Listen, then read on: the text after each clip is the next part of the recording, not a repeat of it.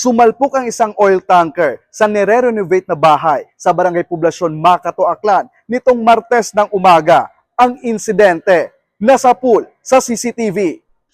Wasak ang bahaging ito ng isang bahay ng salpukin nang rumaragas ang oil tanker sa Barangay Poblasyon, Makato, Aklan pasado alas 6 nitong umaga ng Martes.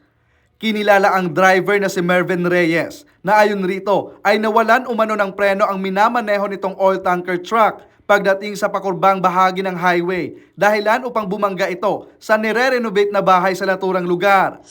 Galing daw sila ng kanyang pahinante sa Nabas, Aklan at papuntang Dumaguete, New Washington upang kumuha ng supply ng petrolyo nang mangyari ang aksidente. Maswerte namang walang nadamay na mga nakatambay sa lugar, maging ang mga dumadaan na bihikulo.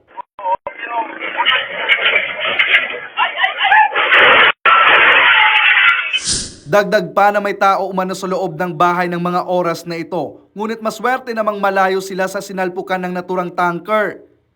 Samantala, nagtamo naman ang galo sa tuhod ang driver matapos itong maipit sa dashboard at manibela. Ngunit nasa maayos na ang sitwasyon nito, maging ang kanyang kasamang pahinante. Sa ngayon ay may inisyal na pag-uusap na ang magkabilang panig para sa areglo ukol sa naturang insidente. Balita mula dito sa lalawigan ng Aklan. Ako, si K5 Sando Salazar para sa Kampiyon na Balita, Serbisyo Publiko at Kasiyahan sa buong lalawigan ng Aklan. K5 News FM.